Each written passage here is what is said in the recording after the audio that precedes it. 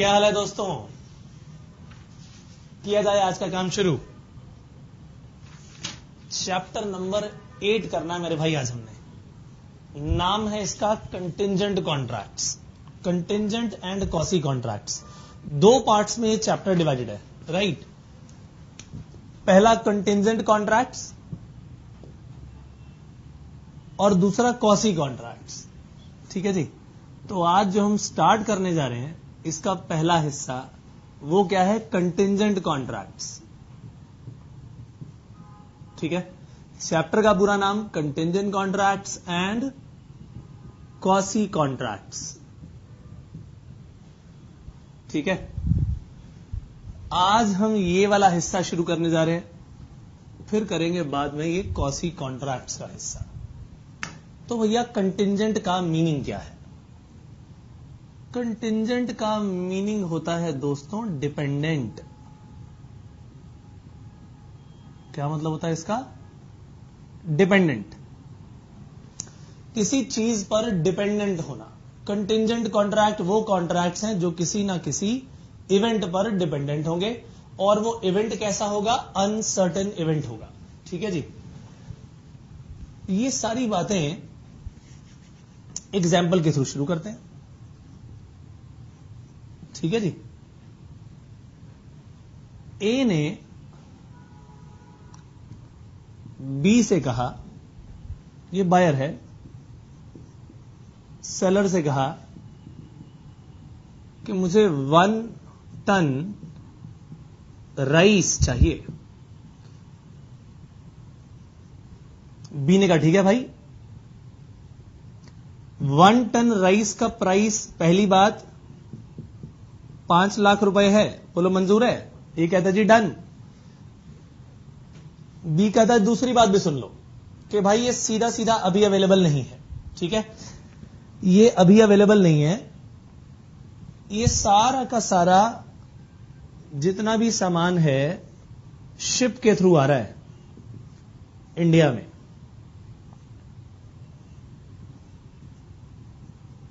ठीक है जी। इस शिप में मेरा सारा का सारा राइस आ रहा है। आज 1 तारीख है, 1 जनवरी 2015 मान लो, और आने वाले 10 दिन के अंदर अंदर, यानी अगर 10 तारीख को ये मेरा शिप आया, जो कि पूरी उम्मीद है मुझे कि 10 दिन में आ जाएगा, तो मैं तुम्हें ये राइस बेच दूंगा। यानी बेचूंगा जरूर, लेकिन कब? जब ये मेरा शिप आ जाएगा। यानी क्या कहा इसने? I will sell rice to you if my ship arrives on or before 10th January 2015। तो भाई 10 जनवरी 2015 इस दिन या उससे पहले अगर मेरा शिप आ गया तो मैं तुम्हें ये राइस बेचूंगा।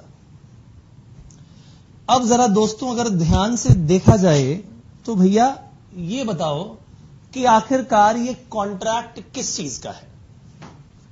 अगर मैं बात करूं कॉन्ट्रैक्ट किस चीज का है, तो भैया कॉन्ट्रैक्ट तो sale and purchase of rice का है। यही तो मेन कॉन्ट्रैक्ट है, बोलो हां या ना? यही मेन कॉन्ट्रैक्ट है।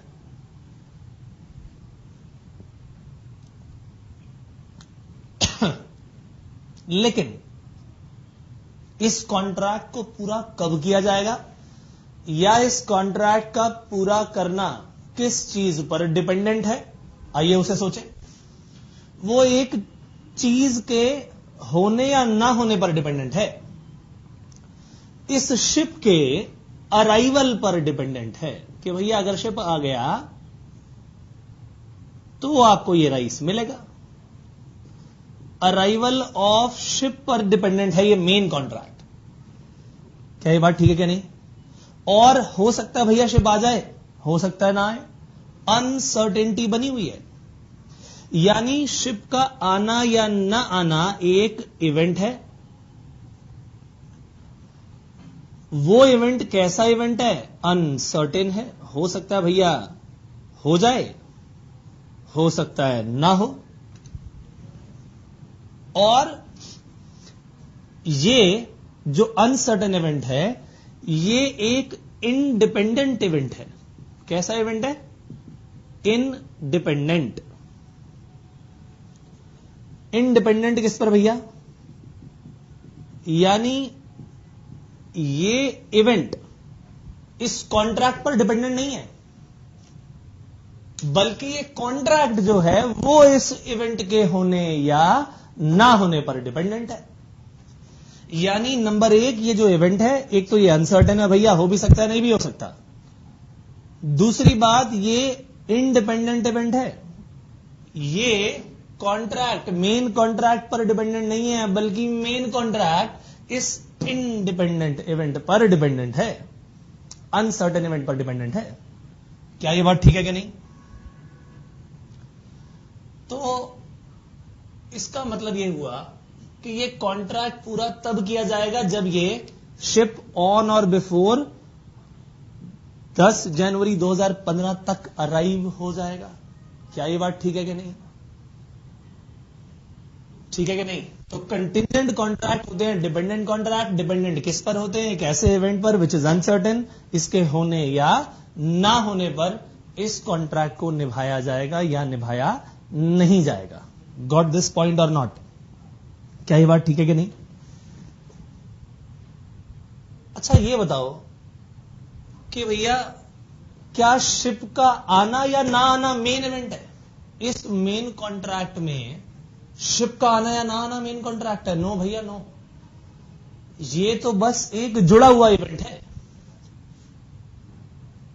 किससे जुड़ा हुआ है? इस मेन कॉन्ट्रैक्ट से, सेल और परचेज ऑफ राइस से ना। इसका मतलब यह हुआ कि ये जो अनसर्टेन इवेंट है,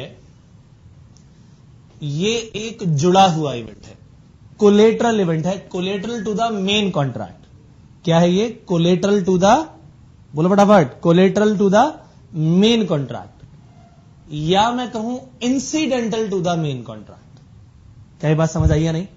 तो इस अराइवल ऑफ शिप की मैं बात करूं तो ये इवेंट एक अनसर्टेन इवेंट है।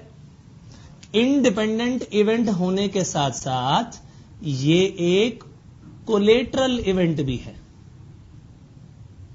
कोलेटरल या incidental to main contract, incidental to main contract.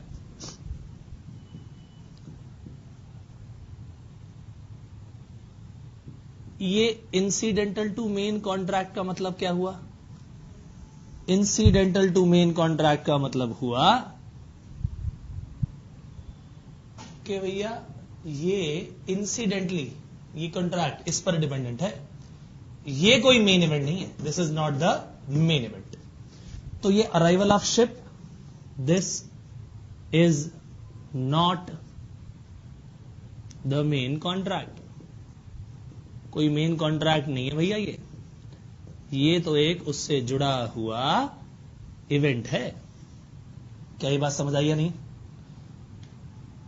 फिर उसके बाद क्या सिर्फ और सिर्फ बी की मर्जी पर डिपेंडेंट है ये, या इसमें इस कॉन्ट्रैक्ट में ए की भी मर्जी है? भाई बी ने प्रॉमिस कर दिया कि यस मैं ये आपको सारा का सारा राइस बेच दूंगा अगर मेरा शिप 10 या 10 से पहले आ गया तो। किसने प्रॉमिस किया ऐसा? बी ने प्रॉमिस किया। मैंने ये बात मान ली भैया कि बी हो गया प्रॉमिसर और ए हो गया प्रॉमिसी, ये बात मान ली मैंने। लेकिन मुझे आप ये बताएं कि क्या सिर्फ प्रॉमिसर की विल पर डिपेंडेंट है ये, कि बी बोलेगा जी अगर 10 तारीख तक आएगा या उससे पहले आएगा तो आपको बेच दूंगा? भैया इस बात पर ए की भी तो रजामंदी होनी चाहिए, बोलो हां या ना। यानी अगर बी ने ये कंडीशन रखी है, बी ने इस कॉन्ट्रैक्ट के होने या ना होने को इस इवेंट पर डिपेंडेंट बनाया है, तो इस डिपेंडेंसी पर ए की भी तो रजामंदी होनी चाहिए। बोलो हां या ना? यस, होनी चाहिए। यानी this contract should not depend on the मियर will of the promiser. क्या वर्ड्स बोले मैंने? Contingent contract, contingent contracts should not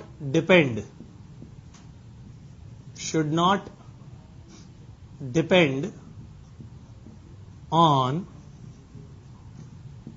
mere will of the promiser। सिर्फ प्रॉमिसर की विल पर डिपेंडेंट नहीं होना चाहिए। should not depend, ठीक है जी, सिर्फ प्रॉमिसर की विल पर डिपेंडेंट नहीं होना चाहिए। यानी कंसेंट ऑफ प्रोमिसी। कैसा consent? Free consent of promisee is also required. क्या ये बात समझ में आई या नहीं आई मेरे दोस्तों? So free consent of promisee is also required. Promisee का भी फ्री कंसेंट यहां जरूरी है मेरे दोस्त। गॉट दिस पॉइंट और not? Free consent of promisee is also required. तो भाई कंटिंजेंट कॉन्ट्रैक्ट्स के हमने कितने पॉइंट्स कर लिया ये देखें। पहली बात, ये एक इंडिपेंडेंट इवेंट है। दूसरी बात, कोलेटरल है टू द मेन कॉन्ट्रैक्ट। तीसरी बात, it should not depend on मियर will of the promisor. सिर्फ इसी की विल पर डिपेंडेंट नहीं है, प्रोमिसी का भी कंसेंट चाहिए। और वो भी कैसा कंसेंट चाहिए? Free consent. ठीक है कि नहीं? तो हमने इस एग्जाम्पल से एक्चुअली कंटिंजेंट कॉन्ट्रैक्ट की 3 मेन बातें पढ़ ली कि कंटिंजेंट कॉन्ट्रैक्ट है क्या भाई। डेफिनेशन की अगर तरफ ध्यान दो तो it is dependent upon happening और non happening of an uncertain event. मैंने आपको भी जो एग्जाम्पल दिया है ये सिर्फ हैपनिंग पर डिपेंडेंट बनाया है। ऐसा भी हो सकता है कि ये नॉन हैपनिंग पर डिपेंडेंट हो। ठीक है, ऐसे भी कई एग्जाम्पल आएंगे आने वाले वक्त में। फिलहाल अगर मैं इस कंटिंजेंट कॉन्ट्रैक्ट की डेफिनेशन लिखना चाहूं, मैं ये वर्ड डिपेंडेंट फिलहाल रिमूव कर रहा हूं। ठीक है, आप इसे नोट कर लीजिएगा अपने पास। मैं यहां पर कंटिंजेंट कॉन्ट्रैक्ट की डेफिनेशन लिखता हूं। क्या होते हैं कंटिंजेंट कॉन्ट्रैक्ट्स? ठीक है जी,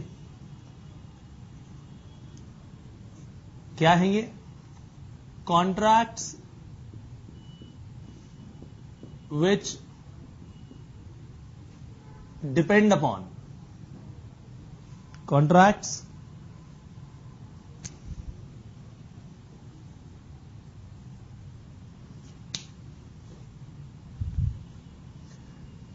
which depend upon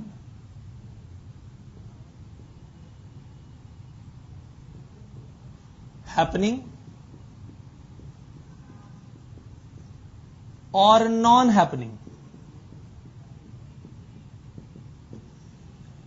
of an uncertain event।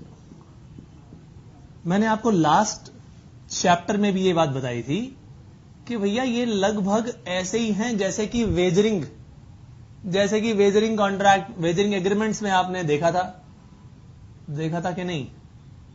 Wagering agreements में भी यही तो कहानी थी। डिपेंडेंट अपॉन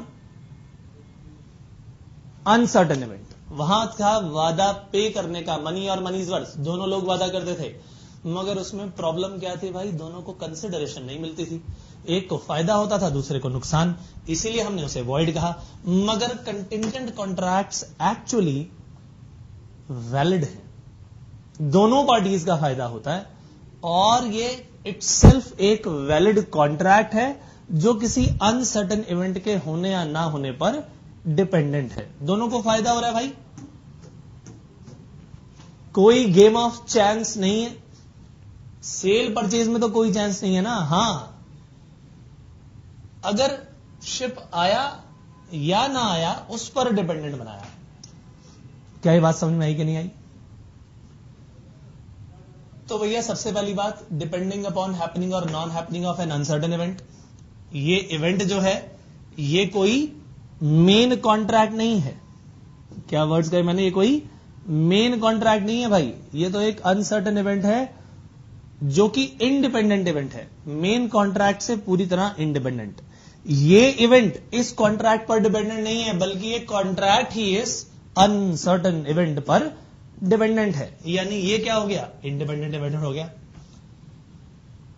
और ये कोलेटरल है, उससे जुड़ा हुआ है, मेन कॉन्ट्रैक्ट से जुड़ा हुआ है, इसलिए कोलेटरल या इंसिडेंटल टू मेन कॉन्ट्रैक्ट कहा। And this should not depend upon mere will of the promisor. Free consent of promisee must also be there. ये भी बात हमने लिख दी। क्या ये बात समझ में आई या नहीं आई? हमने कॉन्ट्रैक्ट जो कि कंटिंजेंट नेचर के हैं, उन कॉन्ट्रैक्ट्स की दोस्तों डेफिनेशन भी कर ली। कौन सी कॉन्ट्रैक्ट में हटा देता हूं फिलहाल, ये अगले पार्ट में करेंगे। हमने कंटिंजेंट कॉन्ट्रैक्ट्स की डेफिनेशन भी कर ली और दोस्तों उसके एसेंशियल एलिमेंट्स भी कर लिए। इस एक एग्जाम्पल के साथ हमने दोनों काम कर लिए, दोनों काम। अब आपको करना क्या है? जल्द से नोट करना है। लेकिन नोट करने से पहले हम क्या करेंगे? अपनी इस डेफिनेशन को पढ़ लेते हैं और इसके एसेंशियल एलिमेंट्स को। ठीक है जी, आइए बढ़े। हेडिंग है contingent contracts, definition and essential features of contract, contingent contracts. आइए देखें, लिखा है a contingent contract is a contract to do और नॉट टू डू समथिंग। दूसरे लफ्जों में लिखा है, ध्यान से पढ़िए इसे, कुछ करना या कुछ नहीं करना। If some event which is collateral to such contract does or does not happen, यानी हैपनिंग और नॉन हैपनिंग पर डिपेंड करेगा कि हम ये कॉन्ट्रैक्ट निभाएंगे या नहीं निभाएंगे। बात वही है। एग्जाम्पल भी छोड़ दीजिए, एग्जाम्पल जब मैं करवाऊंगा तब रीडिंग कर लीजिएगा, छोड़ दो एग्जाम्पल। एग्जाम्पल के नाम ही लिखे हैं। एसेंशियल फीचर्स बताता हूं। पहला लिखा है its performance depend upon happening और non happening of a future event. Uncertain event, future ही अनसर्टेन होता है। दूसरा लिखा है event must be uncertain and independent. Uncertain भी हो और इंडिपेंडेंट भी हो। The event must be collateral, that is incidental to the contract. ये भी लिखा हुआ है हमने। फोर्थ लिखा है the contingent contract should not depend upon mere will of the promisor. वही सेम बात, it should not depend upon mere will of the promisor. सिर्फ प्रोमिसर की इच्छा पर डिपेंडेंट ना हो, प्रोमिसी का भी फ्री कंसेंट होना चाहिए। राइट तो हमने कंटिंजेंट कॉन्ट्रैक्ट का ये सारा काम तो कर लिया। मैं इसके फिर कुछ और एग्जाम्पल अभी कराता हूं। पहले आप ये सब नोट करिए दोस्तों जल्दी से।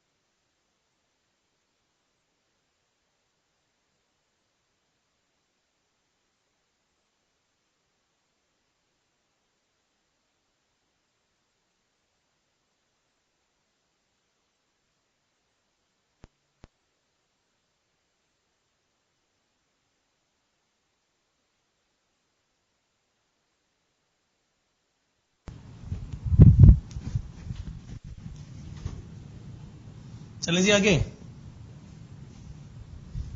तो भैया एग्जाम्पल नंबर 1 तो हमने कर लिया।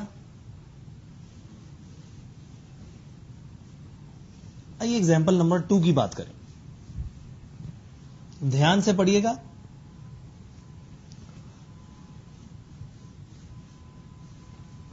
डिपेंडेंट कॉन्ट्रैक्ट है ये भी।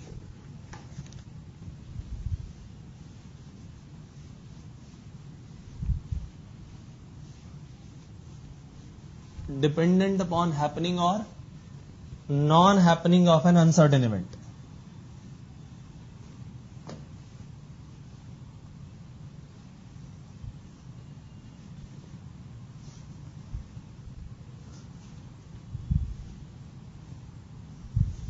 नेक्स्ट पॉइंट करने जा रहे हैं। गाड़ी की इंश्योरेंस कराई, मान लो कार की इंश्योरेंस, ठीक है जी। इंश्योरेंस कराएगा कौन? जिस व्यक्ति का उस प्रॉपर्टी में इंश्योरेबल इंटरेस्ट होगा वही तो उसकी इंश्योरेंस कराएगा। यानी मान लीजिए कि ए अगर अपनी कार की इंश्योरेंस कराता है तो भाई ओनर ऑफ कार कौन है? ए जाएगा किसके पास? इंश्योरेंस कंपनी के पास, और कहेगा क्या कि जी मुझे अपनी गाड़ी की इंश्योरेंस करानी है। अदर देन लाइफ इंश्योरेंस जब भी कराई जाएगी that is called general insurance. क्या कहा मैंने? अदर देन लाइफ जब भी कभी इंश्योरेंस कराई जाती है that is called general insurance, और लाइफ की इंश्योरेंस कराई तो लाइफ इंश्योरेंस। तो मिस्टर ए ने अपनी गाड़ी की इंश्योरेंस करानी है। कार की इंश्योरेंस कराने के लिए मिस्टर ए किसके पास पहुंच गए? कार लेकर इंश्योरेंस कंपनी के पास कि जी मुझे अपनी गाड़ी की इंश्योरेंस करानी है। कार की वैल्यू थी 10 लाख रुपए। इंश्योरेंस कंपनी ने कहा कि भाई किस चीज की इंश्योरेंस कराना चाहते हो? गाड़ी की। उसने कहा जी कार को एक्सीडेंट होने का खतरा होता है तो मैं सिर्फ एक्सीडेंट की इंश्योरेंस कराता हूं। चोरी होने का भी खतरा है तो मैं चोरी ना हो या हो जाए तो नुकसान ना हो इसलिए इस थेफ्ट की भी इंश्योरेंस करा सकता हूं। दोनों तरीके की इंश्योरेंस पॉसिबल है डिपेंडिंग अपॉन के उस कॉन्ट्रैक्ट में लिखा क्या हुआ है। ठीक है जी। तो भाई कार के एक्सीडेंट की इंश्योरेंस कराई कि कार को अगर डैमेज हुआ तो इंश्योरेंस कंपनी उस डैमेज की भरपाई करेगी। कंपनी ने कहा ठीक है जी आपकी गाड़ी की इंश्योरेंस तो हम कर देंगे, आपकी कार की जो वैल्यू है वो है 10 लाख रुपए, इसी के हिसाब से हम आपसे इंश्योरेंस प्रीमियम भी चार्ज करेंगे। ए ने कहा ठीक है जी। तो ए ने इंश्योरेंस कंपनी को एनुअल इंश्योरेंस प्रीमियम दिया। एनुअली दिया जाता है ये annual insurance premium. Insurance premium दिया 20,000 रुपए। क्यों दिया भाई 20,000 रुपए? क्योंकि कंपनी किसकी इंश्योरेंस करा रही है? गाड़ी की इंश्योरेंस कर रही है। तो इंश्योरेंस कंपनी ने ए से जो कंसिडरेशन ली, ये कंसिडरेशन किस लिए ली भाई? कि जी 20,000 रुपए आपसे क्यों चार्ज करेंगे? क्योंकि हम आपकी कार को लॉस होने से बचाएंगे। अगर लॉस हुआ तो उसकी भरपाई हम करेंगे। ठीक है जी। तो इन्हें कहा ठीक है डन, 20,000 रुपए ले लो, 20,000 दे दिए। और इसके बदले में इंश्योरेंस कंपनी ने क्या कहा कि हम आपकी कार को इंश्योर करते हैं। इंश्योरेंस दी कि अगर आपकी कार को नुकसान हुआ तो उस लॉस की भरपाई हम करेंगे। यानी इंश्योरेंस कर दी, अपनी तरफ से इन्होंने अपना वादा निभा दिया। इंश्योरेंस कंपनी की तरफ से कंसिडरेशन क्या मिली? ये को इंश्योरेंस ऑफ कार, है ना, इंश्योरेंस ऑफ कार मिली। लेकिन इंश्योरेंस कंपनी कब पैसा देगी? कब इस कार के लॉस की भरपाई करेगी? भाई जब लॉस होगा, है या नहीं? राइट। तो भैया अगर इस कार का एक्सीडेंट हुआ, ठीक है जी, या इस कार की चोरी हुई, डिपेंडिंग अपॉन कि उसने किस तरह की इंश्योरेंस कराई है, तो ऐसे केस में क्या होगा भैया? ये दोनों इवेंट हैं। इवेंट बता दिए, कैसे इवेंट है? Uncertain event. हो सकता है भैया ये इवेंट हो भी जाए, हो सकता है ये इवेंट ना हो। बोलो हां या ना? अगर ये इवेंट हुआ तो इंश्योरेंस कंपनी मिस्टर ए के नुकसान की भरपाई करेगी। क्या ये बात समझ में आई? तो भैया एक्सीडेंट या थेफ्ट से जो लॉस हुआ, इस लॉस को insurance company shall make this loss good, यानी वो इस लॉस की भरपाई करेगी। इसे कहते हैं टू इंडेमनीफाई। क्या बोलते हैं? टू इंडेमनीफाई, लॉस की भरपाई करना मेरे भाई, लॉस की भरपाई करना, टू इंडेमनीफाई। लेकिन मान लो ये लॉस हुआ ही नहीं तो पूरा साल निकल गया, गाड़ी पर एक स्क्रैच भी नहीं आया, अब बताइए क्या होगा? क्योंकि एनुअल इंश्योरेंस थी भाई, साल खत्म हो गया, इस गाड़ी का नुकसान हुआ ही नहीं। अनसर्टेन इवेंट जो एक्सीडेंट या थेफ्ट था, ये हुआ ही नहीं, ये लॉस हुआ ही नहीं, तो भैया इंश्योरेंस कंपनी को इस लॉस की भरपाई करने की जरूरत पड़ी ही नहीं। अब बताइए, क्या ए इंश्योरेंस कंपनी को यह कह सकता है कि जी सुन लो, आपने मेरी गाड़ी की इंश्योरेंस की थी, मैंने आपको 20,000 रुपए दिए थे, मेरी गाड़ी का नुकसान हुआ ही नहीं, निकालो मेरे 20,000 रुपए वापस। क्या वो 20,000 रुपए वापस मांग सकता है या नहीं? बिल्कुल भी नहीं। क्यों नहीं मांग सकता भाई? क्योंकि पूरे साल जो उसने इंश्योरेंस कवर दिया, किसने? इंश्योरेंस कंपनी में, उसके इसी काम के लिए तो 20,000 रुपए मिले थे, और वो पूरा साल खत्म हो गया, इसकी इंश्योरेंस का पीरियड भी खत्म हो गया, और वो 20,000 रुपए की अर्निंग है, कमाई है, किसकी? इंश्योरेंस कंपनी की। क्या ये बात समझ में आई? तो भैया इसका मतलब ये है कि ये जनरल इंश्योरेंस भी क्या है? नंबर एक, जनरल इंश्योरेंस भी एक क्या है? कंटिंजेंट कॉन्ट्रैक्ट का एग्जाम्पल है, क्योंकि ये डिपेंडेंट है किस पर? अनसर्टेन इवेंट पर, विच मे हैपन और नॉट। तो पहले क्या हुआ भाई? ए ओनर ऑफ कार है, कार को लेके वो इंश्योरेंस कंपनी के पास गया, कंपनी को इंश्योरेंस प्रीमियम दिया, कंपनी ने उसके बदले में उसे इंश्योरेंस दी, और कहा कि अगर ये अनसर्टेन इवेंट हुआ, चाहे वो एक्सीडेंट हो या फिर वो थेफ्ट, इससे अगर कोई लॉस हुआ तो हम आपके उस लॉस की भरपाई करेंगे। This is known as indemnification. क्या ये बात ठीक है क्या नहीं?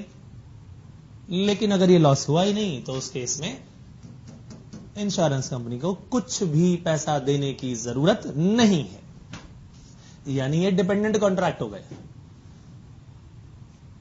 क्योंकि ये इंडेमनीफाई कर रही है कंपनी, इसीलिए इस जनरल कॉन्ट्रैक्ट को, इस जनरल इंश्योरेंस के कॉन्ट्रैक्ट को हम कॉन्ट्रैक्ट ऑफ इंडेमनिटी भी कहते हैं। क्या वर्ड्स कहे मैंने? क्योंकि इंडेमनिफिकेशन का काम है, इसीलिए कॉन्ट्रैक्ट ऑफ इंडेमनिटी भी कहा जाता है। Got this point? Very important. इसीलिए इसे कॉन्ट्रैक्ट्स ऑफ इंडेमनिटी भी कहा जाता है। ठीक है। अब एक चीज और, मान लो गाड़ी का एक्सीडेंट हो जाता है, गाड़ी की डिक्की डैमेज, क्या ए कंपनी के पास जाके पूरे 10 लाख रुपए रिकवर करेगा? लाओ जी लाओ, 10 लाख रुपए दो? नो। या फिर क्या कंपनी बोलेगी जी आपने तो हमें 20,000 रुपए दिए थे, हम तो 20,000 रुपए तक के लिए लायबल हैं? क्या कंपनी ये 20,000 रुपए तक देगी? नो। दोनों ही बातें गलत हैं। कार की वैल्यू से अभी कोई लेना देना नहीं है, क्योंकि कार का डैमेज हुआ है। कार की जितनी इंश्योरेंस प्रीमियम दी थी अब उससे भी कोई लेना देना नहीं है। अब लेना देना किससे है भाई? डैमेज से, यानी इस लॉस से। गॉट दिस पॉइंट और नॉट? जितना लॉस हुआ उस लॉस के हिसाब से ये इंश्योरेंस कंपनी इस लॉस की भरपाई करेगी। लेकिन यह मत समझ लेना कि जितना लॉस हुआ उतने की भरपाई होगी। इंश्योरेंस कंपनी कभी पूरा पैसा नहीं देती, उसकी कम वैल्यू देती है, क्योंकि गाड़ी की में जितना पैसा लगाया उसका डिप्रिसिएशन भी लगातार हो रहा है। Got it? हर चीज के पूरे पैसे नहीं मिलते, कुछ चीजें ऐसी हैं जिसकी 100% वैल्यू मिल जाती है। जैसे कि जितनी ज्यादा इंपॉर्टेंट चीज होगी कार के लिए, कार का जितना इंपॉर्टेंट हिस्सा होगा उतना ही ज्यादा पैसा मिलेगा। जितना इनहेरेंट पार्ट होगा उतना ही पैसा ज्यादा मिलेगा। जैसे कि कार का इंजन डैमेज हो गया, भाई साहब 100% पैसा मिलेगा। फ्रंट शीशा डैमेज हो गया, 100% पैसा मिलेगा। लेकिन कार के जो व्हील्स होते हैं उस पर आपने मान लो व्हील कवर लगाए हुए हैं प्लास्टिक के डिजाइनर, एक भी पैसा नहीं मिलेगा, क्योंकि वो उसका इनहेरेंट पार्ट नहीं है। कार के शीशों पर आपने फिल्म लगवाई थी, फिल्म लगवाते हैं ना, एक भी पैसा नहीं मिलेगा उसका। क्यों? इनहेरेंट पार्ट नहीं है। कार की डिक्की डैमेज हो गई, कुछ हो गया, तो भाई जरूरी नहीं है कि 100% पैसा मिले, क्योंकि इनहेरेंट पार्ट नहीं है, इसका मेजर पार्ट नहीं है। हो सकता है उसका 70-80% मिल जाए। तो हर पार्ट की एक परसेंटेज बनाई हुई है, उस परसेंटेज के हिसाब से पैसा मिलता है। जितना खर्चा पूरा का पूरा नहीं मिलेगा, उससे कुछ कम पैसा मिलेगा, यह बात भूलिएगा मत। वेरी वेरी इंपॉर्टेंट पॉइंट, और इस पर हम दोबारा आएंगे। ठीक है जी? तो यह काम आएगी दोबारा बात आपके लिए। यानी जनरल इंश्योरेंस भी हमारे लिए क्या हो गया? एक कंटिंजेंट कॉन्ट्रैक्ट हो गया। हम इसे कॉन्ट्रैक्ट ऑफ इंडेमनिटी कहते हैं। क्यों कहते हैं? क्योंकि इंश्योरेंस कंपनी वादा करती है इस इंश्योर्ड पर्सन के लॉस की भरपाई करने का। क्या यह बात समझ में आई दोस्तों? यह था हमारा सेकंड एग्जाम्पल। आपको अब जरा जल्दी से ना इसको नोट करना है, यह हमारे लिए बेहद इंपॉर्टेंट एग्जाम्पल है। नोट करिए प्लीज।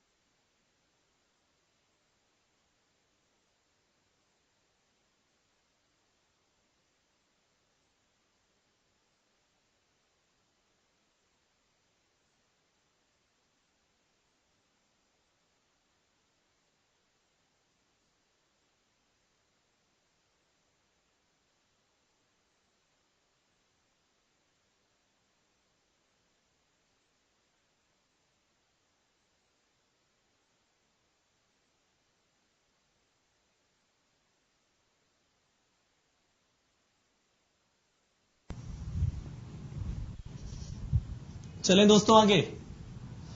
ये हो गया हमारा एग्जाम्पल नंबर 2। ठीक है जी।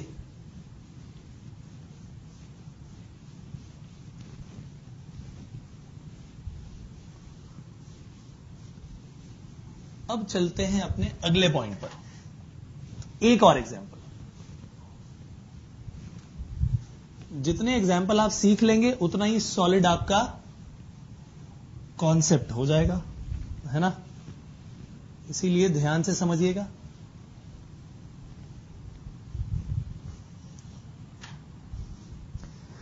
जो पॉइंट अब मैं करवाने वाला हूं ये आपके अकाउंट्स में भी काम आएगा।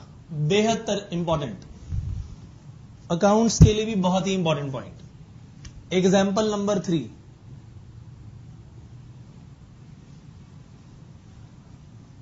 ए एक मैन्युफैक्चरर था, ठीक है जी। नई नई मैन्युफैक्चरिंग शुरू की। किसकी? चेयर्स की। और एक बहुत बड़े डीलर के पास जा पहुंचा, चेयर डीलर। सुनने में चेयर डीलर चेयर लीडर जैसा भी लगता है ना। तो भाई है ये चेयर डीलर, बड़ा ही मशहूर भाई, बहुत सेल करता है, जबरदस्त इसकी डिमांड होती है, लोग इसके पास आके खरीदते हैं माल। ए ने सोचा यार अगर बी से मेरा बिजनेस शुरू हो जाए तो मजा आ जाए। तो जी ए गया बी के पास और कहता जी ये चेयर बनाइए, ले लो जी, ये देखो सैंपल चेयर्स, सैंपल्स लेके आया हूं आपके लिए।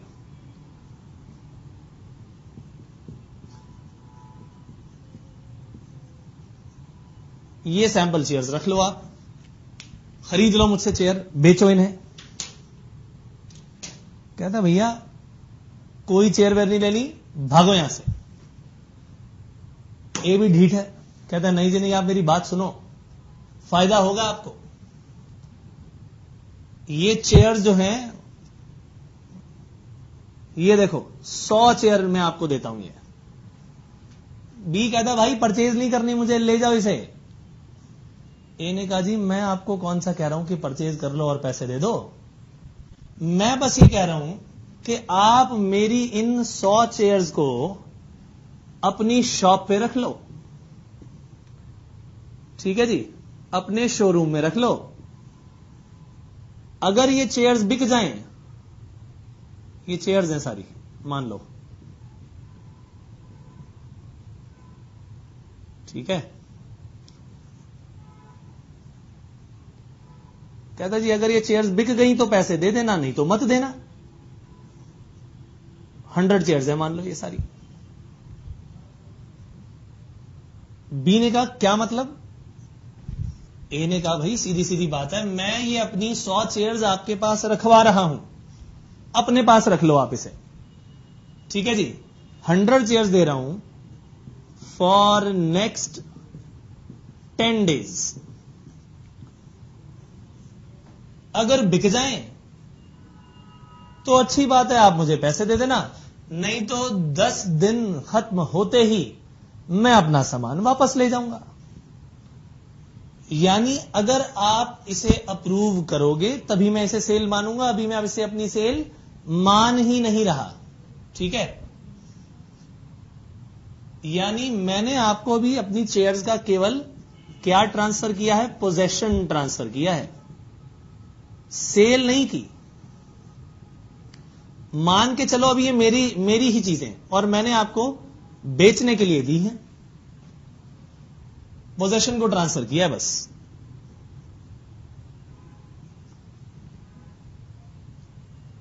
दो केसेस बता रहा हूं मैं आपको, अनसर्टेन इवेंट है, ठीक है क्या नहीं? बिक भी सकती है चेयर और नहीं भी बिक सकती भाई, अनसर्टेन इवेंट्स। पहला, भैया सेल हो भी सकती है और नहीं भी हो सकती, राइट? क्या वर्ड्स कहे मैंने? इन चीजों की सेल हो भी सकती है और नहीं भी हो सकती। अगर सेल हो गई, तुम सेल कर पाए, तो मैं इसे अपनी सेल मान लूंगा, तो मैं इसे अपनी सेल प्रिज्यूम कर लूंगा। यानी मान लूंगा कि आपके द्वारा सेल अगर हो गई, सेल बाय बी अगर हो गई, तभी मैं इसे अपनी खुद की सेल मानूंगा। दोबारा लिख देते हैं इसे। यानी सेल बाय यू, यानी मिस्टर बी, अगर आप इसे बेच पाए तो अच्छी बात है, मैं इसे अपनी सेल मान लूंगा। यानी sale by A, cell by ए मान लूंगा और अपना कैश ले लूंगा। ठीक है कि नहीं? कैश रिसीव कर लूंगा। ठीक है कि नहीं? और अगर ये ना बिक पाई तो इसका मतलब ये मेरे द्वारा सेल भी नहीं मानी जाएगी। जब आप ही नहीं बेच पाए तो इसका मतलब मैं इसे अपनी सेल भी नहीं मानूंगा, सेल नहीं मानी जाएगी। और मैं अपनी गुड्स वापस ले लूंगा, मैं अपनी गुड्स रिसीव कर लूंगा वापस। कोई दिक्कत नहीं जी। टाइम कितना दिया है? 10 दिन का दिया है। यानी इस पर्टिकुलर केस में sale by A is dependent upon sale by B. क्या ये बात ठीक है कि नहीं? अदरवाइज तो सिर्फ पोजेशन ट्रांसफर हुआ है। क्या वर्ड्स कहे मैंने? Sale by A is sale by A to B is dependent upon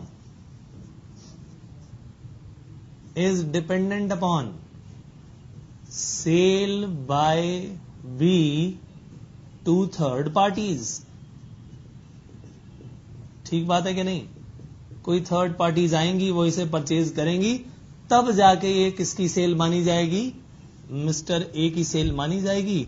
otherwise ये सामान वापस उठाकर ले जाएंगे। This is what is contingent contract here is. यहां पर कंटिंजेंट कॉन्ट्रैक्ट यही तो है कि भाई मेरी सेल तभी मानी जाएगी जब तुम इसे बेच पाओगे। नहीं बेच पाए तो भैया मैं अपना सामान वापस ले जाऊंगा। यानी तुम अप्रूव करोगे तो मैं इसे सेल मानूंगा। यानी ये है क्या? Sale on approval basis. Sale on approval basis. क्या कहते हैं? सेल ऑन अप्रूवल बेसिस, या इसे कहा जाता है goods Saint on approval basis. क्या कहा जाता है इसे? Goods Saint on approval basis.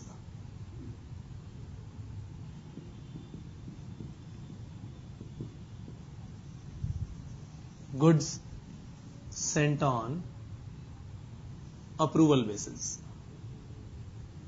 क्या ये बात क्लियर हुई? ये है मेरे दोस्तों goods Saint on approval basis. ये भी क्या है? कंटिंजेंट कॉन्ट्रैक्ट का एग्जाम्पल। क्या ये बात क्लियर हुई सबको? फटाफट से दोस्तों इसे नोट करिए। मैं दोबारा कह देता हूं, अभी तक जितने एग्जाम्पल्स आप कर रहे हैं ये सब आने वाले टाइम में काम आएंगे। Got it? जल्द से जल्द नोट करिए। बहुत ही इंपॉर्टेंट पार्ट किया आपने। ये मैन्युफैक्चरर था, 100 चेयर्स का पोजेशन ट्रांसफर किया फॉर नेक्स्ट 10 डेज। बी ने इसे अपनी शॉप पे रख लिया, अनसर्टेन इवेंट पर डिपेंडेंट बना दिया। अगर सेल कर पाया मिस्टर बी तो सेल बाय ए मान ली जाएगी, और अगर वो सेल नहीं कर पाया मिस्टर बी तो ए की सेल भी नहीं मानी जाएगी। ठीक है? यानी sale by A to B is dependent upon sale by B to third parties. Point number 6। Got it? फटाफट से नोट करिए, वेरी इंपॉर्टेंट पॉइंट।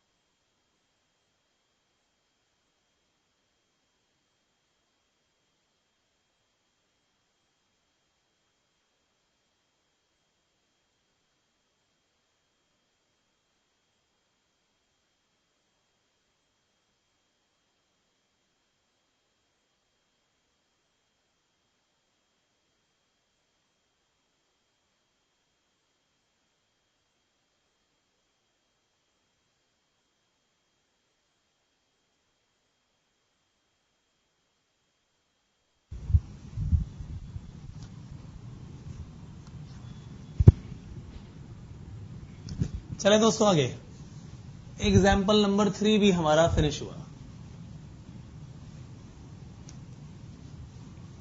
अब आते हैं एग्जाम्पल नंबर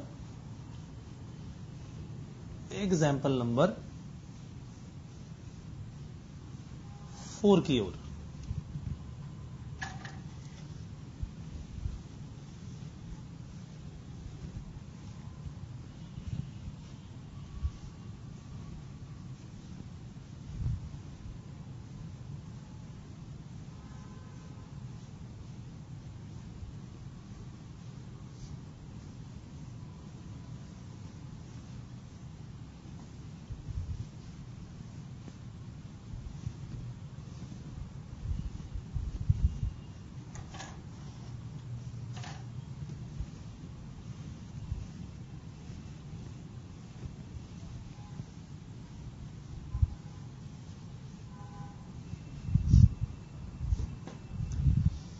तो मेरे भाई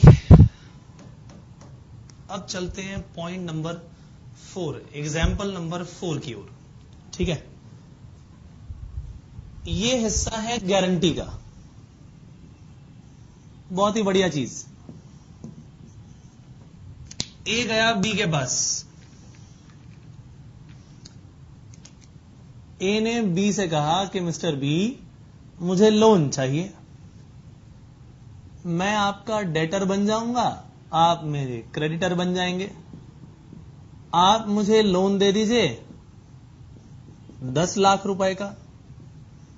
बी ने कहा भाई लोन तो दे दूंगा मगर गारंटी किसकी ला के दो, किसी ऐसे व्यक्ति की जिसका मार्केट में नाम हो, क्योंकि अगर तुमने पैसा नहीं दिया तो मैं उसे पकड़ूंगा। ए ने कहा अच्छा ये बताओ क्या सी को जानते हो? बी ने कहा हाँ हाँ वो तो बहुत ही नामी गिरामी इंसान है। कहता अगर सी तुम्हें गारंटी दे दे तो क्या मुझे लोन दे दोगे? बी ने कहा जरूर। अब भाई ए और सी दोनों फ्रेंड्स हैं। ए गया सी के पास कि भाई तुझे मेरी गारंटी देनी पड़ेगी यार। सी ने कहा ठीक है जी। दोस्ती यारी में भैया सी ने बी की गारंटी दे दी।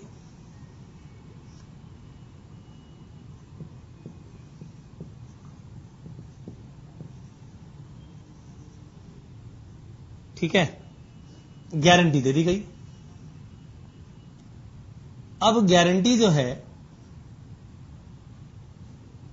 देने वाला पर्सन कहलाता है श्योरिटी या गारंटर। ठीक है, अब श्योरिटी की अगर मैं लायबिलिटी की बात करूं तो भैया इसकी लायबिलिटी कब अराइज होती है? इसकी लायबिलिटी कब अराइज होगी ये बताया जाए। इसकी लायबिलिटी कब अराइज होगी? लायबिलिटी अराइज होगी on the failure of A to make payment, on the failure of A to make repayment.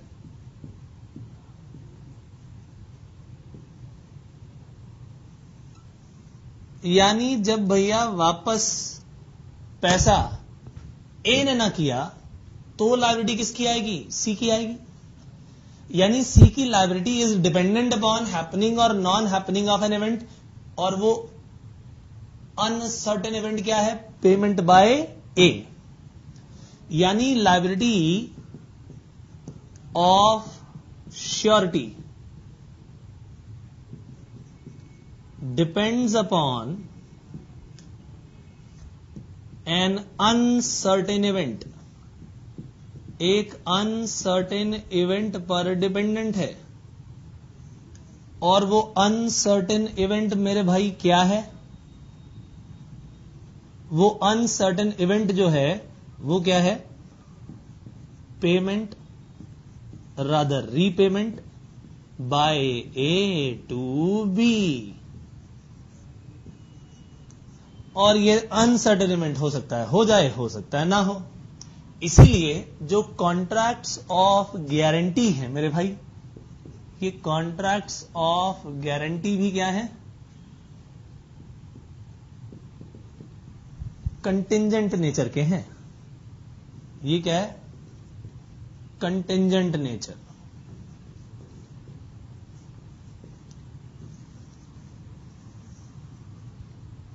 Contingent nature.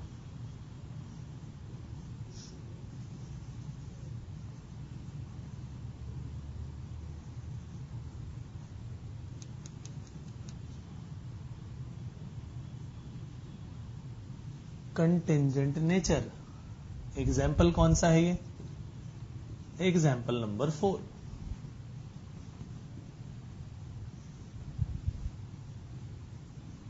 ठीक है, नोट कर लो मेरे भाई। कहते हो तो नंबरिंग कर देते हैं। ए और बी में लोन की ट्रांजैक्शन हुई। ए और सी फ्रेंड्स थे। सी ए के लिए श्योरिटी बन गया, पॉइंट नंबर 3। और सी की लायबिलिटी कब अराइज होगी? ऑन फेलियर ऑफ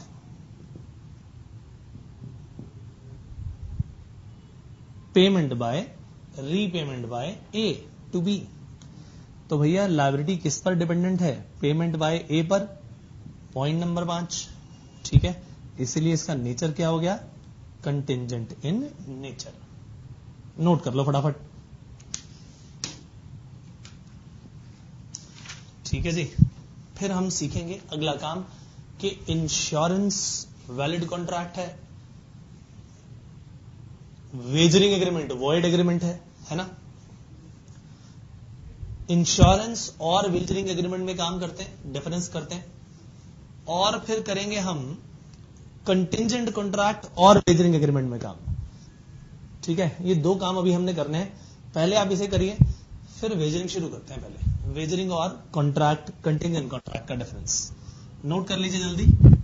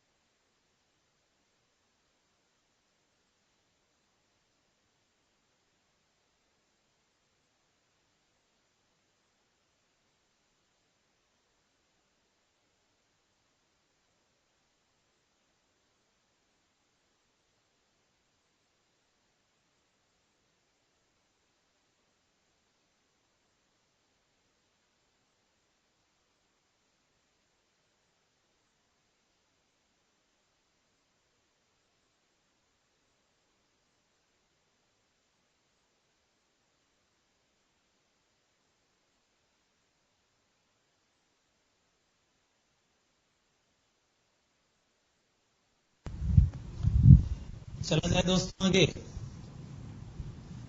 तो ये हमारा कंटिंजेंट कॉन्ट्रैक्ट का बेसिक तो कंप्लीट हो गया, एसेंशियल एलिमेंट्स भी सीख लिए, सिस्टम समझ लिया हमने कि किस चीज पर डिपेंडेंट है, ठीक है कि नहीं। अपने इसी एग्जाम्पल में, फोर्थ एग्जाम्पल पे ध्यान से देखो कि भैया श्योरिटी को हो सकता है पेमेंट ना करनी पड़े, ठीक बात है कि नहीं। उसकी लायबिलिटी डिपेंडेंट किस पर है? अगर ए ने पे ना किया तो पैसा देना पड़ेगा, लेकिन अगर ए ने रीपेमेंट कर दी तो क्या, तो उसको ये पेमेंट नहीं करनी पड़ेगी। कंटिंजेंसी की बात हो रही है, डिपेंडेंसी की बात हो रही है, ठीक है। चलिए,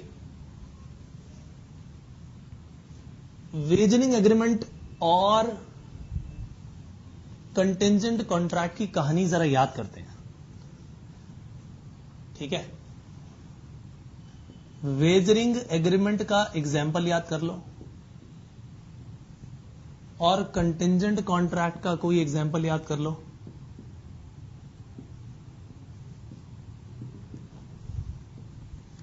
इसमें शिप वाला एग्जाम्पल याद कर लो, इसमें भी एक अनसर्टेन इवेंट था। शिप वाले एग्जाम्पल में एक अनसर्टेन इवेंट था या नहीं? यस। और वो क्या था? Arrival of ship. क्या ये मेन कॉन्ट्रैक्ट था अराइवल ऑफ शिप? ये अनसर्टेन इवेंट? नो, ये तो इंसिडेंटल था, कोलेटरल था, इncidental or collateral to the main contract। ये अपने आप में कोई कॉन्ट्रैक्ट नहीं था, ठीक बात है या नहीं। लेकिन वेजरिंग एग्रीमेंट वाले एग्जाम्पल की अगर मैं बात करूं कि भैया ए और बी में शर्त लगी कि भैया रेन आएगी या रेन नहीं आएगी, यहां पर रेन का आना या ना आना ये क्या था? Uncertain event. क्या इसके अलावा कोई और भी चीज थी या पूरा का पूरा एग्रीमेंट ही यही था? ये अनसर्टेन इवेंट ही तो मेन एग्रीमेंट था, मेन पार्ट ऑफ कॉन्ट्रैक्ट या कहें एग्रीमेंट, कॉन्ट्रैक्ट नहीं कह सकते। यहां वही uncertain event main part of agreement है, जबकि यहां पर क्या है? वो केवल इंसिडेंटल या collateral to the main contract, ठीक बात है कि नहीं। वेजरिंग एग्रीमेंट को हमने वॉइड कहा और कंटिंजेंट कॉन्ट्रैक्ट्स को वैलिड कहा, है ना, क्योंकि इसमें दोनों पार्टीज के लिए कंसिडरेशन शामिल नहीं थी। एक पार्टी जीतती और दूसरी हारती, ठीक है कि नहीं। इसका मतलब क्या?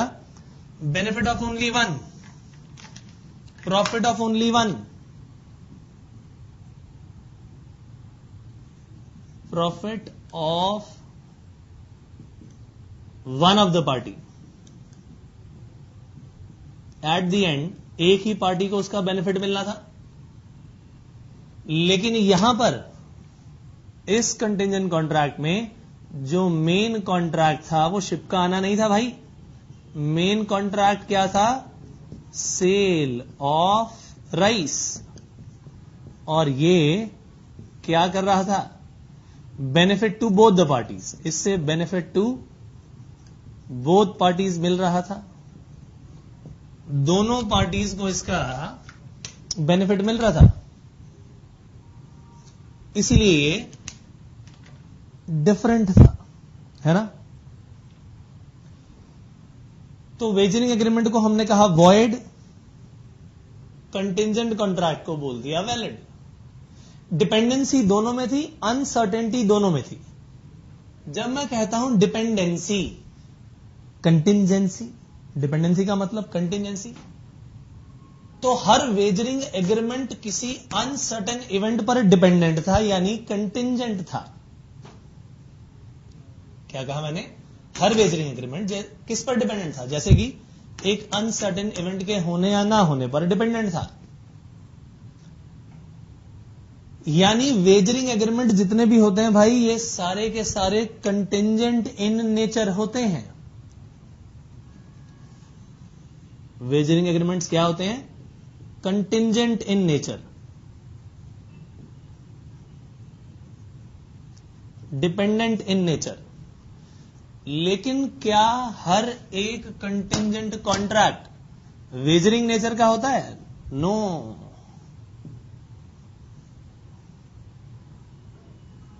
एवरी कंटिंजेंट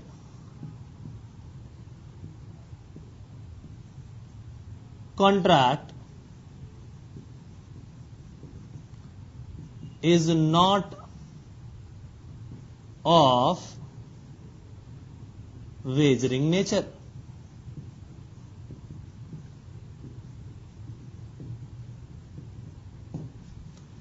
वेजरिंग नेचर का नहीं है। क्या बात ठीक है कि नहीं? मेन पार्ट ऑफ एग्रीमेंट था ये, essential to the main agreement. Main part को हम और क्या बोलते हैं? Essential to the main agreement, essential to main contract.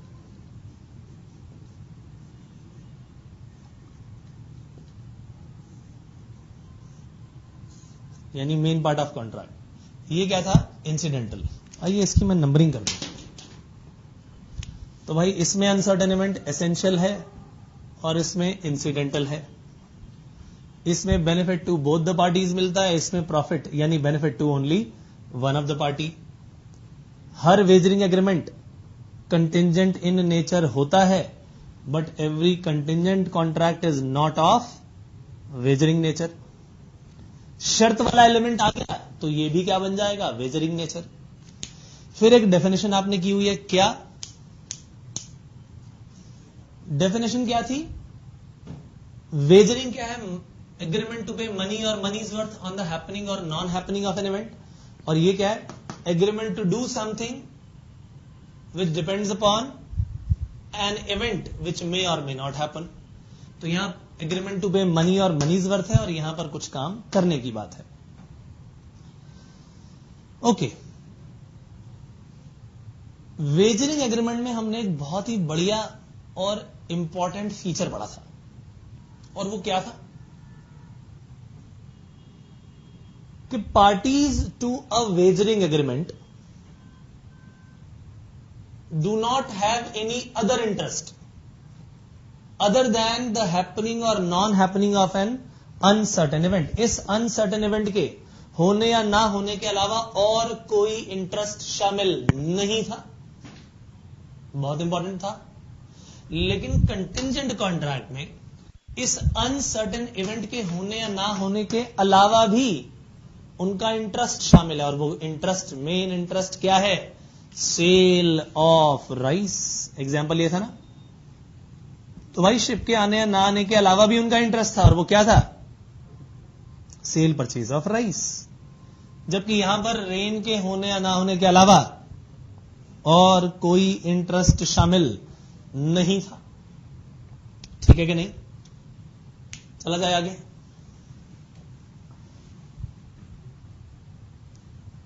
Contingent, contingent contract का एक और एग्जांपल आपको बताता हूं मैं। ठीक है, ये लिखने से पहले आप उसको नोट कर लीजिएगा। 4 एग्जांपल मैंने आपको बता दिए हैं, 5वां एग्जांपल और लिख लो। ठीक है जी। और 5वां एग्जांपल है कि एक दोस्त था, 2 दोस्त थे, एक्स और वाई। एक्स दिल्ली आ गया और दिल्ली में आके सेटल हो गया, पैसा कमाने लगा। भाई साहब अपने दोस्त को बोला, भाई तुम भी दिल्ली आ जाओ, बहुत काम है यहां, तुम भी सेटल हो जाओगे। वाई ने कहा, नहीं भाई नहीं, मैं दिल्ली आया और मुझे काम ना मिला तो पता लगे जो रहा सहा काम यहां गांव में है वो भी हाथ से गया, मैं ये रिस्क नहीं लूंगा।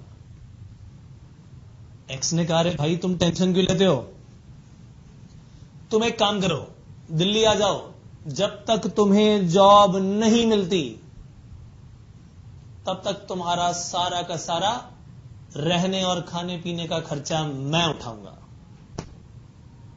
एग्जाम्पल नंबर 5, नोट कर लो फटाफट, लिखवाता हूं मैं आपको। X and why were friends.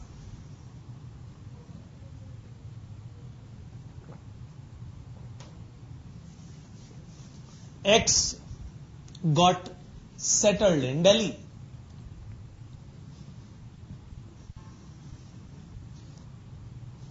And he asked Y to come to Delhi.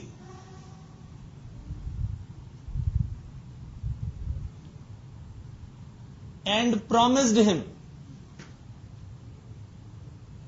that until he gets job,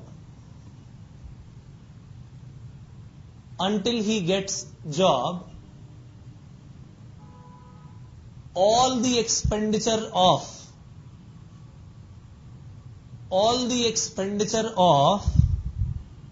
food and stay in Delhi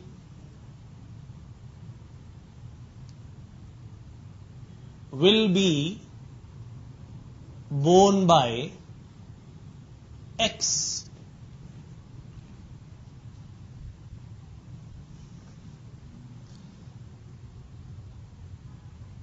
This is a contingent contract. देखिए, this is a contingent contract. How? लिखिए आगे, expenditure on food and stay to be made by X is dependent upon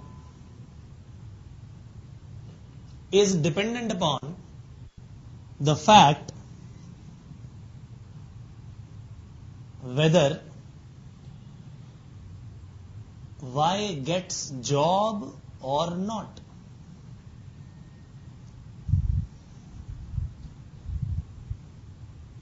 X will have to spend money on food and stay of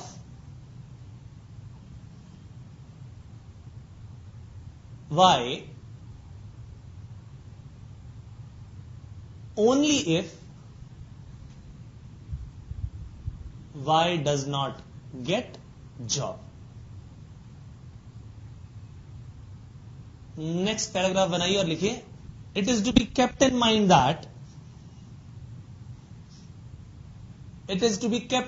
that this is a gratuitous promise made by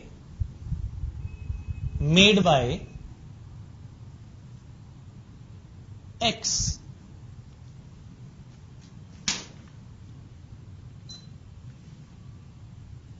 It is a gratuitous promise made by X because he is not getting any consideration.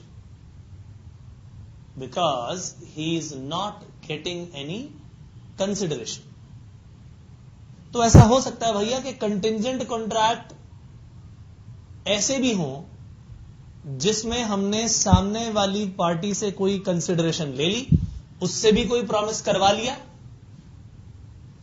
और ऐसे भी हो सकते हैं जिसमें हमने खुद तो प्रॉमिस कर दिया मगर दूसरी पार्टी से कोई रेसिप्रोकल प्रॉमिस नहीं लिया।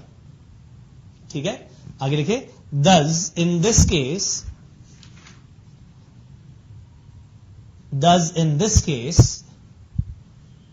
there is no reciprocal promise taken from Y.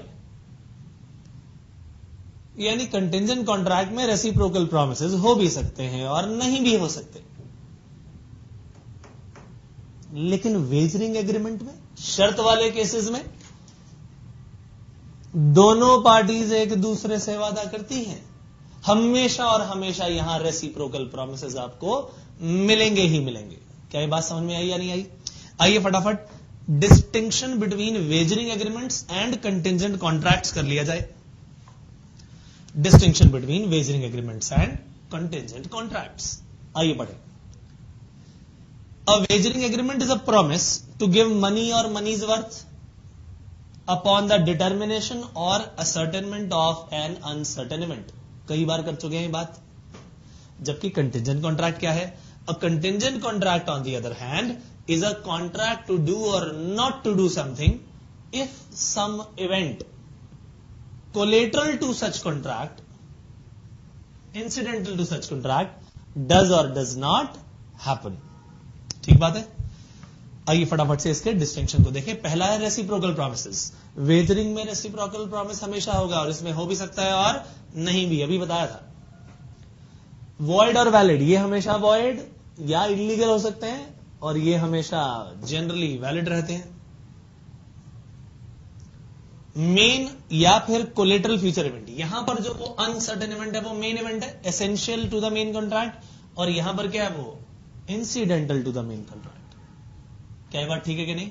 यहां essential to the main contract, यहां incidental to the main contract. Nature, ये हर बार डिपेंडेंट है तो कंटिंजेंट इन नेचर है, लेकिन ये हमेशा वेजरिंग नेचर के नहीं होते। शर्तें शामिल हो गई इनमें तब ये कहलाएंगे वेजरिंग नेचर के, राइट? तो नेचर भी हमने कर लिया। लास्ट पॉइंट करते हैं, इंटरेस्ट ऑफ द पार्टीज, अभी बताया था। इसमें इस शर्त के पैसे को जीतने या हारने के अलावा, इस अनसर्टेन इवेंट के होने या ना होने के अलावा और कोई इंटरेस्ट शामिल नहीं है। जबकि यहां पर उस अनसर्टेन इवेंट के अलावा भी कोई इंटरेस्ट शामिल है, जैसे कि सेल ऑफ राइस। आइए पढ़े इसे। Its parties have no other interest in the subject matter of agreement except winning और लूजिंग द वेजरिंग अमाउंट। लेकिन यहां पर parties may have other interest as well. ये मे हैव क्यों लिखा है भाई? क्योंकि अगर ये वेजरिंग नेचर का होगा तो उसमें अदर इंटरेस्ट नहीं होगा, अगर ये वेजरिंग नेचर का नहीं है तो हमेशा कोई ना कोई इंटरेस्ट शामिल होगा। Got it? तो भैया distinction between wagering agreements and contingent contract, ये डिस्टिंक्शन भी हमारा कंप्लीट हो गया। ठीक है जी, नोट करिए फटाफट इसे जल्दी से।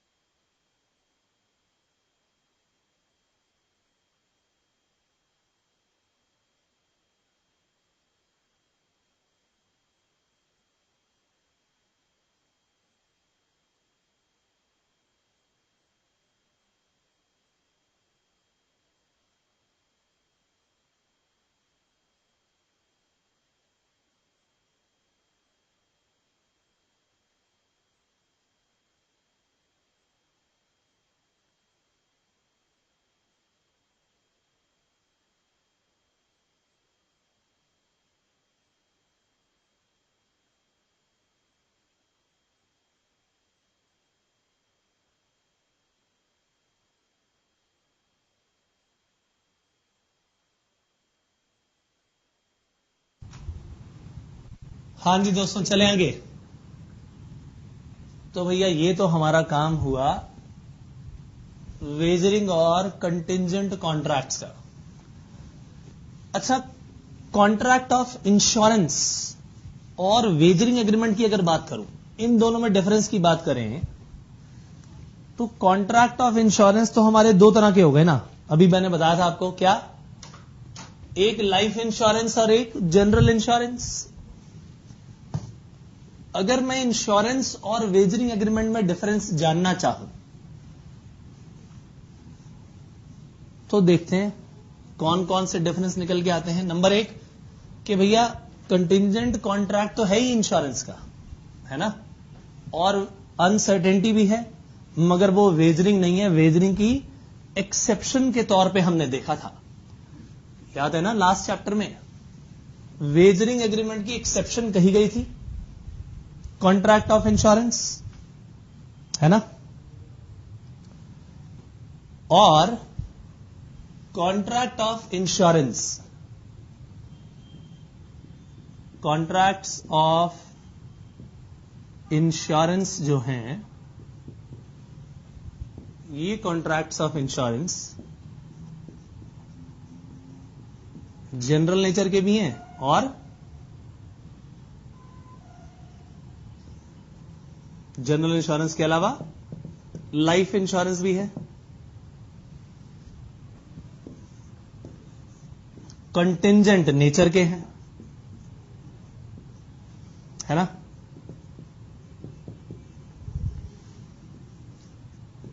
और बेनिफिशियल हैं, किसके लिए? Beneficial to public.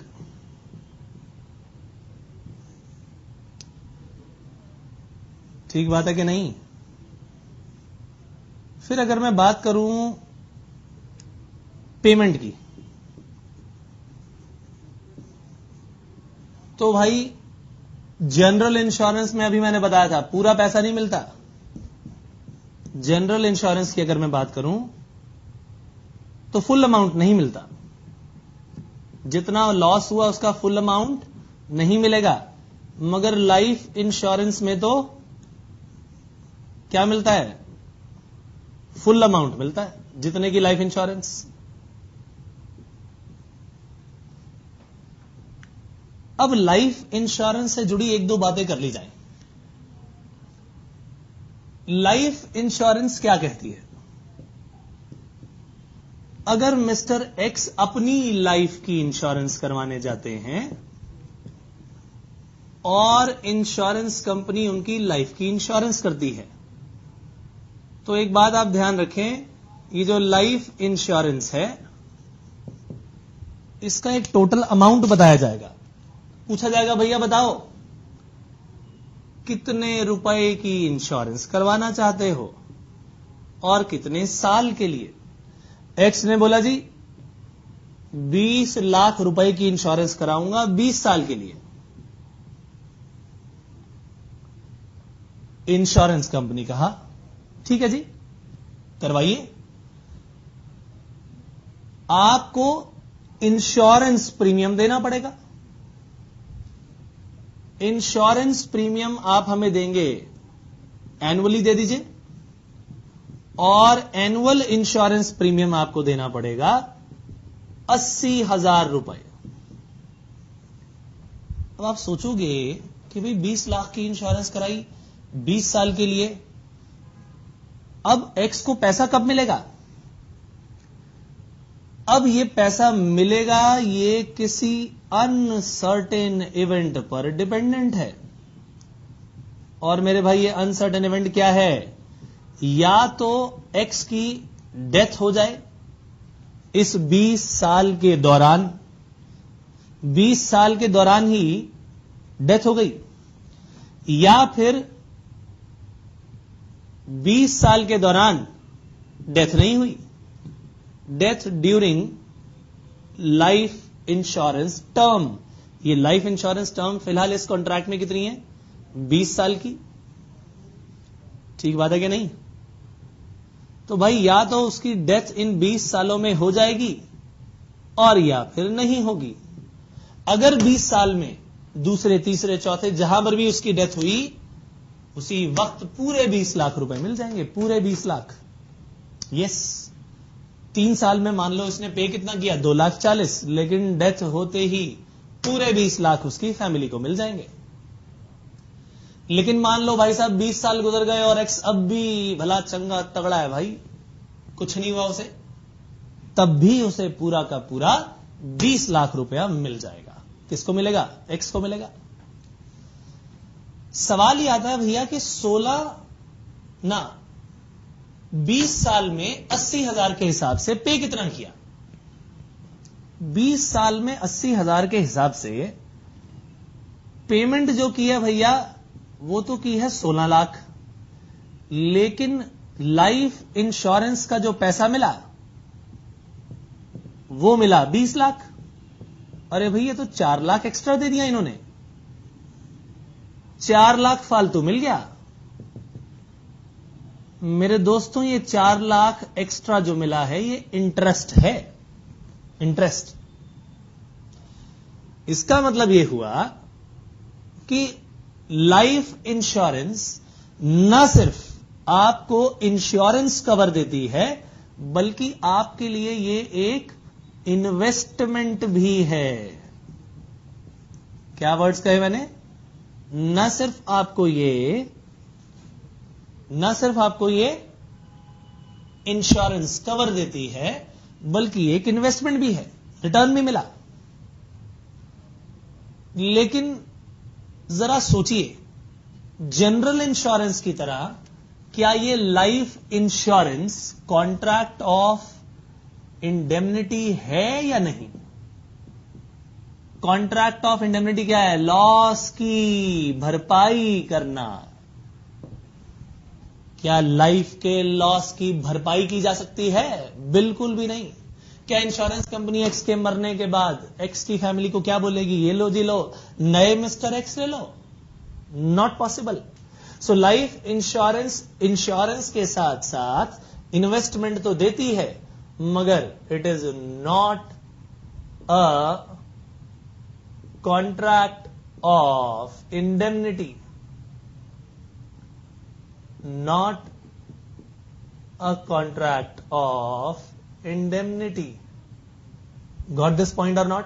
ये इंडेमनिटी का कोई कॉन्ट्रैक्ट नहीं है। तो कॉन्ट्रैक्ट ऑफ इंश्योरेंस को अगर मैं वेजरिंग एग्रीमेंट से डिफर करूं तो क्या? मैंने बताया था इंश्योरेंस कौन कराता है? जिसका इंश्योरेबल इंटरेस्ट हो। तुम्हारी कार की इंश्योरेंस तुम ही कराओगे भाई। क्या तुम अपने पड़ोसी की कार को इंश्योर कराओगे? नहीं कराओगे। क्यों? क्योंकि तुम्हारा उसमें कोई इंश्योरेबल इंटरेस्ट नहीं है। ठीक बात है कि नहीं? वेजरिंग एग्रीमेंट से डिफर करूं तो क्या वेजरिंग एग्रीमेंट में कहीं पर भी कोई इंश्योरेबल इंटरेस्ट नाम की चीज है? नो, वहां पर ऐसी कोई चीज है ही नहीं। दूसरी बात, शर्त में पैसा कितना एक्चुअली पे किया जाता है? 10,000 की शर्त लगी तो भैया 10,000 ही पे करना पड़ेगा। लेकिन इंश्योरेंस में 2 डिवीजन हो गए। अगर तो वो भाई जनरल इंश्योरेंस है तो पूरा पैसा पे नहीं होता, कुछ लेस अमाउंट पे होता है।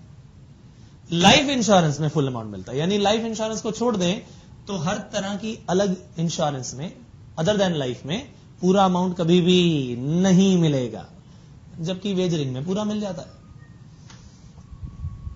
फिर contract of insurance beneficial to public है, और वो क्या है?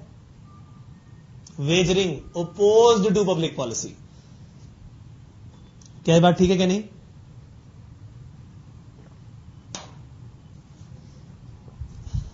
शर्त में हार और जीत दोनों में से कोई भी हो सकती है, इक्वल प्रोबेबिलिटी है। गैम्बल है, गैम्बल। लेकिन क्या इंश्योरेंस में किसी भी तरह का गैम्बल है? कहीं पर भी नहीं। चांस तो भैया है, हो भी सकता है कि ये गाड़ी का नुकसान हो जाए, हो सकता है लाइफ ना बचे, मगर किसी भी हाल में ये बेनिफिशियल टू पब्लिक है। गैम्बल नहीं कह सकते। अरे भैया यहां तो इन्वेस्टमेंट होती है, रिटर्न मिलता है, तो आप इसे गैम्बल कैसे कह सकते हैं? जबकि वेजरिंग क्या है? गैम्बल है, गैम्बल, चांस ओरिएंटेड। हार भी सकते हैं और जीत भी सकते हैं, कोई श्योरिटी नहीं, एक जीतेगा एक हारेगा। लास्ट वन, क्या वेजरिंग में आप शर्त हार जाएं तो आपको कोई इंडेमनीफाई करेगा? क्या आपके लॉस की भरपाई करेगा? कभी भी नहीं। लेकिन इंश्योरेंस में अगर मैं जनरल इंश्योरेंस की बात करूं तो ये कॉन्ट्रैक्ट ऑफ इंडेमनिटी होते हैं। हां, life insurance contract of indemnity नहीं है, मगर जनरल इंश्योरेंस तो कॉन्ट्रैक्ट ऑफ इंडेमनिटी है। यस, क्या ये बात समझ में आई? तो अब मैं आपको सारे डिफरेंसेस करवाने वाला हूं, किसके? कॉन्ट्रैक्ट्स ऑफ इंश्योरेंस के और वेजरिंग एग्रीमेंट के। आइए देखें। कॉन्ट्रैक्ट्स ऑफ इंश्योरेंस में लिखा है इंश्योरेबल इंटरेस्ट। पहला, person having an insurable interest can insure his life और प्रॉपर्टी। बिल्कुल ठीक बात। वेजरिंग एग्रीमेंट में parties to a wagering agreement need not have any insurable interest. Actually वहां इंश्योरेबल इंटरेस्ट का कोई पॉइंट ही नहीं होता। एक्चुअल अमाउंट पेबल इंश्योरेंस में, in case of contracts of insurance except life insurance. Except life insurance यानी life insurance में तो पूरा पैसा मिलता है।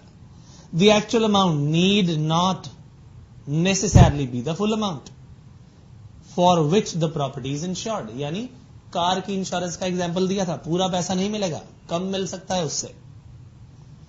जबकि वेजरिंग एग्रीमेंट में actual amount is usually fixed. Beneficial और अगेंस्ट द पब्लिक पॉलिसी।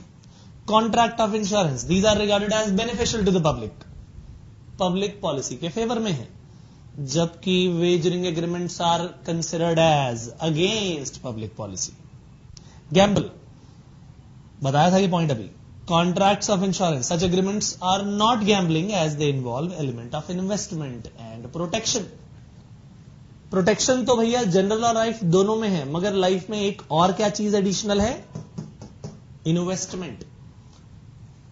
और वेजरिंग एग्रीमेंट की अगर बात करूं तो भैया being chance oriented, these are closer to gambling. Gamble है भैया ये तो। Last point, contracts of indemnity. General insurance is a contract of indemnity while life insurance is not, ये तो हम जानते हैं। और वेजरिंग एग्रीमेंट में तो किसी भी तरह की कोई इंडेमनिटी का चांस होता ही नहीं। ठीक है जी। तो दोस्तों, आज का हमारा ये काम कंटिंजेंट कॉन्ट्रैक्ट का खत्म होता है। ठीक है, अगली बार कंटिंजेंट कॉन्ट्रैक्ट के rules regarding enforcement of contingent contracts को लेकर मिलेंगे। आज के लिए इतना ही, अगली बार मिलेंगे। Bye bye.